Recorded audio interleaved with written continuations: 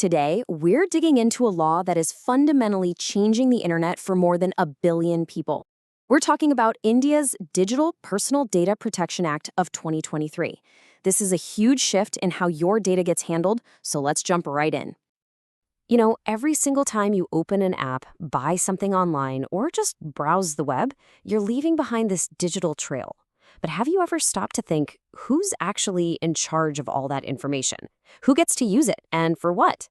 It's a question that honestly affects every single one of us.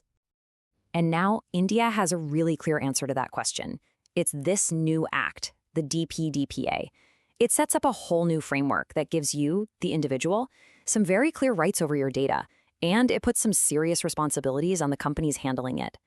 So here's how we're going to break it all down. First, we'll look at the new rulebook itself. Then, we'll get to know the key players involved. After that, we'll dive into your new data superpowers, what companies have to do now, and we'll meet the new watchdog that's making sure it all happens. And finally, we'll tie it all together and talk about why this is such a big deal for you. Okay, let's start with the basics. What exactly is this law protecting, and who does it actually apply to? So, the whole act centers on this one idea: digital personal data. And just look at how wide that definition is. We're not just talking your name or phone number. Nope. This is any piece of digital info that can be traced back to you. Seriously, if it can identify you, it's now protected. And listen, this isn't some idea for the distant future. The act was signed into law back in August 2023, and the enforcement body, the Data Protection Board, is already getting set up. This is happening as we speak, with different parts of the law being rolled out step by step. All right, to really get a handle on how this law works, we've got to understand the three main players in this whole new data world. First up, and definitely the most important, is the data principle. Now, this one's super easy to remember because, well, it's you. If the data is about you, then you're the data principal, and this entire law is really built to protect your rights. Next, we've got the data fiduciary. The easiest way to think about this is it's the organization, the social media site, the e-commerce store, the bank, that collects your data in the first place. They're the ones deciding why they need it and how they're going to use it. And finally, there's the data processor. This is often another company that a data fiduciary hires to do the actual work of handling the data. Think of a cloud storage provider or maybe an email marketing service. They just follow the instructions from the fiduciary.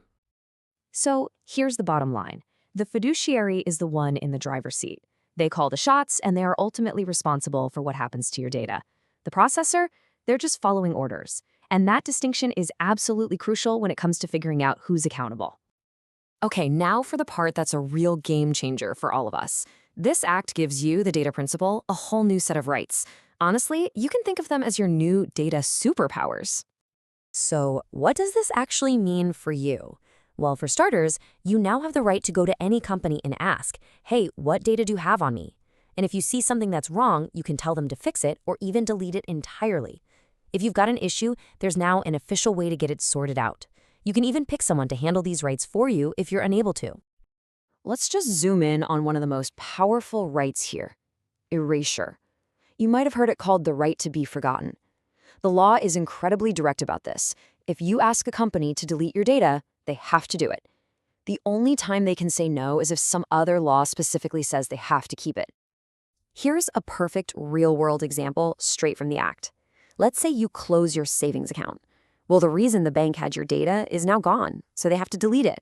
The only catch is if, say, financial regulations require them to keep records for a few years. It's all about balancing your rights with their other legal obligations. Okay, so you've got new rights. And that means companies, the data fiduciaries, they've got a whole new set of responsibilities. Let's take a look at what they have to do now.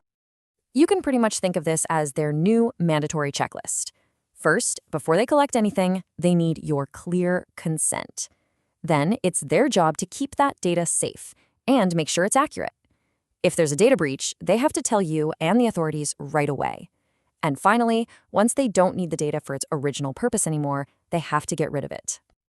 This example from the Act is fantastic because it highlights a key principle called purpose limitation. Look, a telemedicine app clearly needs your health data to work, but does it need to see all your phone contacts? Absolutely not. Under this law, companies can only ask for the data that's strictly necessary for the service they're providing. This is basically the end of those super broad, we'll take everything data grabs. So we've got rights for people and rules for companies. But who actually makes sure everyone is playing by these new rules?